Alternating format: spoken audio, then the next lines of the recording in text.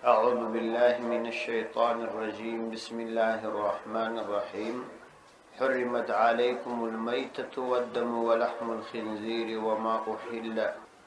وما أهل لغير الله به والمنخنقة والموقوذة والمتردية والنطيحة وما أكل السبوع إلا ما زكيتم. سورة مائدة آيات نمبر 3.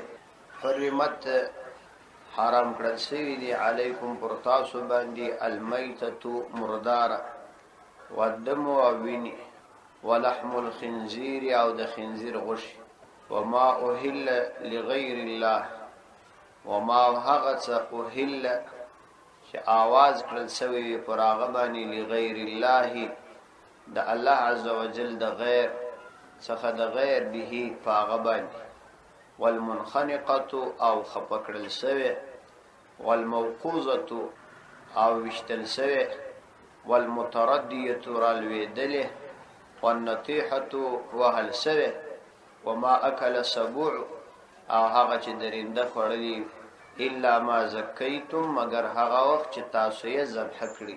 د دې آیات د مخکنی آیات سره مناسبت دادی چې مخکې آیات کې الله تعالی و فرمایل الا ما یتلا علیک چې پر تاسو باندې دا پلانای شی تاسو ته حلال کړل شوی الا ما یتلا علیکم مگر هغه چې پر تاسو تلاوت کړل کیږي. او مخکې اول آیات کې دا خبره تیر شو. نو اوس د ما یتلا علیکم تفصیل بیانې چې کوم شیان پر تاسو حرام شوی. الله سبحانه و تعالی په دې مبارک آیات کې د اتو شیانو د حرمت یادونه کوي چې د هغو د جملې څخه اول میته ده. حرمت علیکم المیتة حرام کړل شوی ده پر تاسو باندې المیتة مردار، یعنی دغه حیوانات او د دې څخه علاوه چې نور پر تاسو حرام کړل شوی دي د هغو د جملې څخه یو دغه مردار هغه حیوان ته وایي چې هغه په خپل مرګ باندې مړ شي، یعنی داسې یو حیوان وي چې د هغه ذبح کول واجب وه خو ذبح نسو او خپل مړ شو، نو دې ته میته وایي او میته د دې خوړل جائز نه دي. تفسیر ابن کثیر لیکلی دی چې الله سبحانه و تعالی په دې خپل بندگانو باندې هغه غوښه حرام کړی دي چې هغه د انسان بدن ته او یا روح ته تاوان پیښي. نو دغه غوښه چې دی وای دا هم روح ته تاوان رسي او هم بدن ته او انتهایی سخت مضری دي، نو په دې وجه باندې دا منع. والدم او ویني، هغه ویني چې بهیدون کې ویني وي چې دم مسفوح وي، هغه ویني هم الله عز وجل حرام کړی دا او خورکه یا شک جائز نه دي. ولحم الخنزير او د خنزیر غوښه، دا میته او دم دا ویني دا حرام دي، خو دوه شی د دې څخه شریعت استثناء کړي.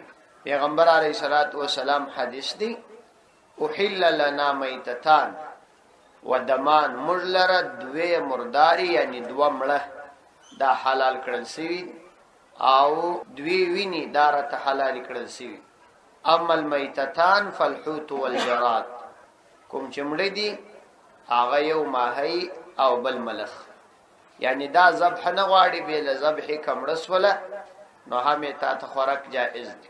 د وبو سجراوي استینه همای طبعا خپل امر او موږ اولاد سود راغ ډیر ظلم شروع کدم ځکه څو واره وو چې مرس، نو دا ذبح نه غواړي یعنی بل ذبح دا حلال دي. ملخ هم دا غس. و اما الدمان او کوم دوی ویني چې تاسو ته شریعت جایز کړي بالکبد او اتحال، یو انده او بل دا توري دي، د دې خوراک هم تاسو ته جائز دي، حالان کې دا دواړه ویني جمع کی په دواړو کې ویني، نو د دې څخه علاوه نور مسفوحه وینه یعنی روانه وینه دا جائز نه. ولحم الخنزير او د خنزیر غوښه، د خنزیر غوښه سره د ټولو اجزاو دا حرام، یعنی غوړی اډوکی ټول حرام دي جائز نه دي. دا غوښه به ځکه حرامه ده چې دا د انسان روح او اخلاق فاسدي. نو دا درې وما أهل لغیر الله به، وما هو هغه څه أهل چې आवाज ور باندې کړل سوی لغیر الله د غیر الله د پاره یعنی په وخت کې د ذبح د الله عزوجل سما سوا د غیر نوم قربانیات سوی د الله تعالی څخه غیر ټول مخلوق د الله تعالی غیر. نو د پیغمبر علیه السلام څخه نیولې بیا د امت تر یو ادنا انسان پورې کده هر چا نوم پر یو حیوان د ذبح په وخت کې ذکر سو او په قصد قربت او د عظمت ذکر سو. یو دا چې د سړي فکر نه ذکر سي یا په خطا کې هغه قصد او اراده نسته پکشي په هغه کې حرمت ناراضي چې په قصد او اراده د کوم غیر د پاره حیوان ذبح سي نو دا حرام. هغه کده پیغمبر علیه السلام په نامي او هغه کده ملائکه په ناموي هغه کده اولیاء په ناموي او هغه کده پیرانانو په ناموي او یا د بلش په ناموي دا جائز نه دي حرام دي فرق ورسره جائز نه دي. دا څلور وما اوهل لغیر الله به فاغ سره د الله تعالی څخه ما سوا د غیر د پاره आवाज سوی. والمنخنقه او خپکړل سه هغه چارپای چې خپکړل شي یعنی ولو کدا هم په میته کې خوراتله ولې چې مردار شي نو خدا به یا په خفه مرداري یا په یو شی باندې. لیکن دلته صراحتا نو وایزه ذکر سوی دي چې مشرکان دغه منخنقه او موقوذه او متردیه او نطیحه دا حلال ګڼل او دا خړل. والمنخنقه او خپکړل سوی کوم حیوان چې یا مثلا په یو جال کې بند شي او یا په پړی کې بند شي او یا یو څوک خفه کې مړ شي نو دا جایز نه ده. موقوذه هغه حیوان ته ویل کیږي چې هغه ضرب اخري اوازي. د مثال په توګه یو څوک هغه وولي په توفک باندې او هغه مړ شي په توفک کوم ښکار وویشتل سو نو دا او مړ سو دا جایز نه دی ځکه شریعت کې دا ضروری ده. احکام القرآن کې امام ابو بکر جساس رحمت الله علیه را نقل کړي چې دا ضروری ده چې د ښکار کولو په وخت کې به دا د ښکار اله دا نوک لري دا تیز به یعنی دای بخپل دغه ستیری وی چې په هغه باندې جکس. نو د توفک مرمۍ خو خپل تیره نه ده بلکې دا د توفک مرمۍ د باروتو په زور باندې په حیوان کې غار کوي خپل نفس په دې کې زور نه. نو په دې باندې کوم حیوان وویشتل سو او مړ سو بیا خوراک جائز نه دي حرام دي. ابو بکر جساس رحمه الله د دې تصریح کړي او د حضرت عدی ابن حاتم رضی الله عنه روایت را نقل کړي دي چې ما پیغمبر علیه الصلاۃ والسلام ته ویل کچیر زما غشي پر حیوان باندې داسې په بر باندې ومشتي او بیا د حیوان مړ سو زه د دې خوراک کوایسم. پیغمبر علیه السلام ورته یا دا حرام ده دا په منقوزه کې شامل ده نو دا منقوزه ده او جائز نه دي خوراکي. والموقوزه نو دای شپږ. والمتردیه او متردیه به هغه چارپای او هغه حیوان توای چې هغه په یو ځای کې ولويږي د غره څخه راولويږي او یا د مثال په توګه په څا کې ولويږي نو د دې څم خوراکه جائز نه دي. وسپدی کې هم شرعي احکام ډیر دي خصوصا د اشکار چې څوک کوي د اشکاریان بیچارهګان په دا کې ډیر په غلطي کې واقع. د مثال په توګه که په غره باندې یو حیوان وویشتل او بیا لاندې ولوي خدا معلومه نه و چې اوس به دا په دې وشتلو مړوي او که به دا د دې لویدلو څخه مړوي د دې څخه خوراک جایز نه دی دا منع. یا د مثال په توګه په هوا باندې چا کوتره وویشتل یا یو بل حیوان یو ویلی وویشتل هغه لاندې ولوي د پرمځکه یا په اوبو کې او دا معلومه نه و چې دا به اوس په چی شي باندې مړوي خوراک ورسره روانه. یو خدای چې پیغمبر علیه الصلاۃ والسلام څخه حضرت علی رضی الله عنه سوال وکړي چې سکله خپل سپی الکم او دا غسره د بسم الله اوایم او دا یو حیوان بیا ښکار کی چې زور زما هغه مړوي نو ماته نوی معلوم چې دا به د ازما سپی وجلی او که بخپل مړوي او یا ازما د سپی سره کوم بل سپی ملګری سوی ماته دا نه معلومه چې دا به ازما سپی ښکار کړي که باغ بل چې غیر تعلیم یافته دي نو ما نه فار د دې خوراک جائز دي کنه. پیغمبر علیه السلام ورتولیا عدی رضی الله عنه ته هم پیغمبر علیه السلام دغه احکامات ویلي. نو وجد دې داد چې اصلا په غشو کې شرعاً دا حرمت پروت دی. یو شی چې د اصل ذات حرام وي د حلالولو د فار قطعی دلایل غواړي یو شی چې د اصل څخه حلال وي د حرمت لپاره قطعي دلایل غواړي. نو ځکه دا مهمه ده چې سړی دې ته متوجي سي. نو قرآن کریم کې الله تعالی فرمایي والمتردیه، دا متردیه دا ما حرام ده، جائز نه ده چې هغه یا ساتل ویدلی وي یا د غره چلاول ویږي یا په کومه بله طریقه راول ویږي، خو درکې نه وي معلوم. والنطیحة، او دا چې ټکر یې کړی وي یا یو حیوان د بل حیوان سره ټکر کړي یا پشکرو باندې وهلي، نو دام جائز نه ده او حرام ده، خوراک ورته جائز نه دي که په دغه حالت کې مړ سوی. وما اکل سبع، او هغه چې چارپایه خوړلی وي، یعنی یو درنده یو چارپایه ور باندې پېښ سوی وي، هغه دا وژلي وي خوړلی وي، نو د دې څخه هم خوراک روانه دي. الا ما زکیتم، مگر هغه زکیتم چې تاسو یې ذبح کړی. دا استثناء ده والمنخنقة څخه را شروع ده، یعنی دا تقریبا 8 قسمه الله تعالی بیان، یو وینه او میتا، دوا لحم الخنزیر، درې ما اهل لغیر الله دا 4، والمنخنقه 5، والموقوذه 6، والمتردیه 7، والنطیحه دا 8، وما اکل سبع دا 9. دا نه محرمات الله تعالی دلته بیان. الا ما زکیتم، مگر حرام ندی ما هغه زکیتم چې تاسو یې حلال کړی. پدې کې دا 4 جنې وتلی، حرمت علیکم المیت والدم، ولې پدې کې خو حلالېدل ستنه، ځکه چې هغه په خپل مرګ باندې مړ وي نو بیا وروسته خو ذبح فایده نه کوي. او دا غرنګ ویني او لحم الخنزیر وما اهل لغیر الله به، دا 4 جنې وتلی. کدا ته ذبح کړي یا ذبح نه کړي، په هر حالت کې دا حرام دي، د دې څخه فرق جائز نه دي. باقی دغه 15 حیوانات کم دي چې منخنقه ده، موقوذه ده، متردیه ده، نطیحه ده، ما اکل سبوع دي، دا کبي چیرې ژوندۍ پاته و سره دغه زخمه او بیا تا په شرعي طریقه باندې ذبح کړل، نو بیا دا پروا نه لري، تا ته خوراک روا دي. نو استثناء د دې 15 راغلی ده. الا ما زکیتم، مگر هغه چې تاسو یې ذبح کړی. د مثال په توګه د ساده وتلو د مخه تاسو هغه په شرعي طریقه باندې ذبح کړی.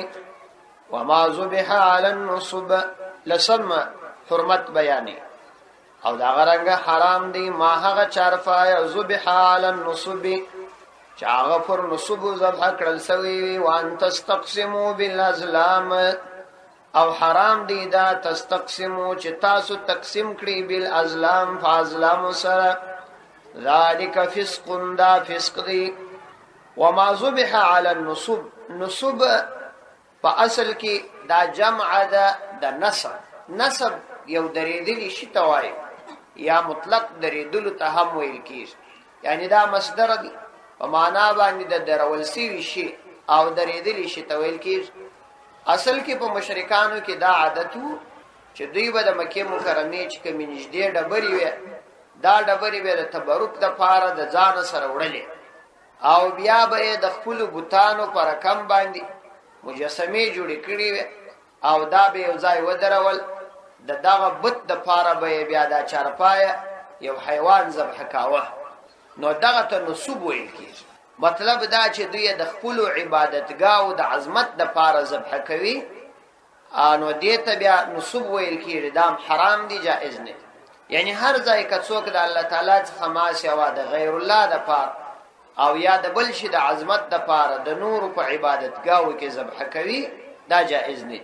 وما ذبح علی النصب، او هغه چې ذبح کړل شي علی النصب د عبادت پر ځایونو باندې، یعنی دوی چې د خپل عبادت لپاره کوم ځایونه ایښي وي پر هغو یې ذبح کړ. دا خبره به عامه ده که دوی په خوله نیت ورته کړي وي او که نه کړي. مثلا دوی د خپلو عبادتو دپاره یو ډبره درولې ده یا یو بت درولې دی، دی ورځي د دې بت سره دا خپل حیوان ذبح کوي، نو په دغه صورت کې دغه بت دپاره چې دا کوم حیوان ذبح کېږي دا حرام دی. ولو که د په خوله باندې دا نه ویلي چې زه د دې بت دپاره یا د دې عبادت د ځای دپاره حلالوم، ولی اصلا خبره خو په نیت پورې مربوطه ده. دا خباست د نیت کله سړی په خوله اظهار کړي او کله د فعل څخه معلوم شي. نو بس دغه فعل خپل پر دې دلالت کوي چې په دې کې خباثت ستا. وما ذبح على النصب وان تستقسموا بالازلام، او دا چې تاسو یې تقسیم کړی بالازلام، پر ازلام باندې. ازلام دا جمع د ظلم.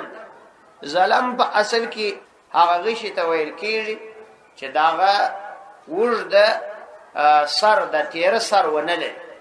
دا اصلا د مشرکانو یوه طریقه ده. هغه دا طریقه وه چې دوی به د بخت معلومولو دپاره یا د غیبو د معلومولو دپاره دا طریقه کوله چې د مکې مکرمې د کعبې شریفې چې کوم خادم او مجاور و، د هغه سره به تقریبا تر 7 یا تر 10 پورې په یو کڅوړه کې دا غشي وه. پر دې غشو به پر یوه باندې د نعم او پر بل باندې به د لا کلمه لیکلې وه. نو کله چې به په دوی کې چا اراده وکړه د دې چې واده وکړي او یا اراده وکړه چې سفر وکړي، نو دا به نه معلومېده چې دا واده به زما دپاره په خیر تمام سي او که به په شر، او یا به دې سفر کې زه نفع راوړم او که به تاوان. نو به دغه ته 100 روپۍ په انعام کې ورکولې، دا خادم لره دی مجاور لره. بیا به هغه راولاړېدی نو سترګې به یې پټې کړلې، د غشو څخه به یو راکش. نو که به هغه راووتی چې په هغه باندې به دا نعم لیکلي هو، نو دا کار بس د خیر کار بلی شروع کاوه. او که به لا پر لیکل سوی نو بیا به هغه کار پرېښودی. نو د استخارې دپاره او یا د غیبو د معلومولو دپاره به دا طریقه کول. نو دا طریقه حرامه ده، دا جائز نه. یوه طریقه دا وه. نو استقسام بالازلام بیا بله طریقه دا وه چې دوی کې به یو څوک راولاړ سو، غویی به یې حلال کړي، یا به 3-4 کسان سره ملګري سول، غویی به یې حلال کړي. نو د دوی حصې به بیا معلومې نه وي. بیا به یې دا غشي راوړله، پر دې غشو به داسې یو عدد لیکلي و. پر یوه باندې به مثلا 7 حصې لیکلي وي، پر بل به 1 حصه، پر بل به 2، پر بل به بیا هیڅ نه ولیکي. نو بیا به دا 4 کسانو دا دغه راکشولې، دا غشي به راکش کړي. که به 7 حصې پر لیکلي وي نو هغه به 7 حصې اخیستې، که به هیڅ نه پر لیکلي هغه ځینې محروم و، که به 1 حصه پر لیکلې وه 1 به یې اخیست. نو دا طریقه باندې به دوی دا کار کاوه او بیا به یې پر فقراو باندې تقسیمول. چون کې دا د دوی د ځان لپاره یو سخاوت او ځوانمردیم بلله، نو که به چا په دې کې شرکت نه کاوه هغه ډېر معیوب او کمزوري بلل کېدی چې ته په دې د غیرت په کار کې لا شرکت نه کوي. نو دا حرام سول. الله عز وجل دا دواړې طریقې حرامې کړې. یعنی هم هغه طریقه چې تاسو پر هغه باندې بخت معلوموي، او هم دغه چې تاسو په دغه طریقه تقسیم کوي. وان تستقسموا بالازلام، او دام الله عز وجل حرام کړی چې تاسو تقسیم کوي یا بخت معلوموي بالازلام په غشو سره. نو دا خو عین لکه هغه خمار خو بیا په بل آیات کې الله تعالی حرام کړی، خو د دې آیات څخه حرمت معلوم شو. علماو د دې آیات په تفسیر کې لیکلي دي، تفسیر ابن کثیر او نور مفسرین راخستي، چې ټول هغه طریقې چې یو سړی په هغه سره د غیب یو درک ځان ته معلوموي د شریعت د طریقې خلاف، هغه ټول حرام دي د دغه آیات مطابق. که چا عقیده درلودل چې په دې باندې به ماته د غیب درک معلومیږي، کافر کیږي. او که چیرې د دې عقیده نه درلودل، کبیره ګناه. د مثال په توګه یو سړی دا د ورغوي پر لیکو باندې معلومات کی، او یا د مثال په توګه یو سړی پر نوکانو باندې د دې معلومات کی، یا څوک دا نور خلکو ته ورځي چې پټي معلومي، هغه درواغ چې ورته وایي، نو دا ټول حرام دي. د دې آیات مطابق دا جائز نه دي. په موږ کې هم ځینې داسې غلط رواجونه شته او دغه طریقې را پکښې رواج دي چې یو سړی یو چا ته ورځي، هغه د یو زیارت سره ناست وي، نو هغه ته یو څه پیسې ورکړي او بیا د هغه څخه د دې دپاره تعویض اخلي چې هغه به سبا د مشکلات ورحلي. یا د بعضو کسانو دا مزاج وي چې هلته ورسي هغه دته معلومات ورکړي چې پلانی کار سوی دی، پلانی کار به داسې وسي، معلومات ورکړي. نو دا ټولې غلطې طریقې دي او دا د مشرکانو طریقې دي. د دې څه ځان ساتل پکار. وان تستقسموا بالازلام ذلکم فسق، دغه فسق دی، یعنی دا سخت کبیره ګناه او حرام عمل دی. اليوم يئس الذين كفروا من دينكم فلا تخشوهم واخشوني. اليوم ننورز يئس الذين كفروا من دينكم، اليوم نن ورځ یئسنا امید سول الذین کسان کفروا چاوی کفر کړی دي من دینکم ستاسو د دین څخه فلا تخشوهم تاسو دا غوی نم بیریږي وخشونی ازما څخه و بیریږي اليوم نن ورځ یئسنا امید سول الذین کسان کفروا کافران من دینکم ستاسو د دین یعنی دوی ستاسو د دین په ارتباط د عقیده درلودل ستاسو دین به مغلوب او ستاسو دین به ختم نن د دغه خبرې څخه دوی مایوس سو ستاسو دین ورځ په ورځ ترقی کوي او اظهار کوي او دوی د ختمېدلو چې کوم عقیده امید درلودلی دا هغه څخه دوی مایوس سو نو تاسو ته نور نه په کار چې د دوی څخه وهم وکي بلکې دوی خو مایوس سي زما څه بیره په کار ده چې زما د احکام مخالفت د دنیا او آخرت د خسران سبب ګرځي اليوم نن ورځ یئس الذین کفروا من دینکم نا امید اسول الذین کسان کفروا چاغوی کافران دي من دینکم ستاسو د دین چې دا د الله تعالی دین به کمزوري کیږي او رکیږي به د دې خبرې دوی نا امید اسول بلکې د الله تعالی دین شپ پورا ظهور باندې او قوت باندې پرمختګ کوي فلا تخشوهم نو تاسو دا غوی نم بیریږي تاسو دا غوی نم بیریږي چې هغوی بس تاسو دین ته تاوان ورسي وخشونی او زما څه و بیریږي یعنی زما د احکام مخالفت مکوي اليوم اکملت لكم دینکم واتممت علیکم نعمتي ورضیت لكم الاسلام دینا اليوم نن ورځ اکملت لكم دینکم ما کامل کی ستاسو د پاره ستاسو دین واتممت علیکم نعمتي او تام کی پر تاسو باندې نعمتي خپل نعمت ورضیت او زرازیم لكم ستاسو څخه الاسلام فی اسلام باندې دینن د دین په اعتبار ومن اضطر في مخمصة غير متجانف لإثم فإن الله غفور رحيم ومن اضطر نو کڅوک مجبور سو فی مخمصة فالوجك غیر متجانف پداس حال کی چې مائل نو د ګنا طرف ته لإثم د ګنا طرف ته فإن الله نو یقینا الله عز وجل غفور رحیم پر بخشون کی او پر مهربان دی صدق الله العظیم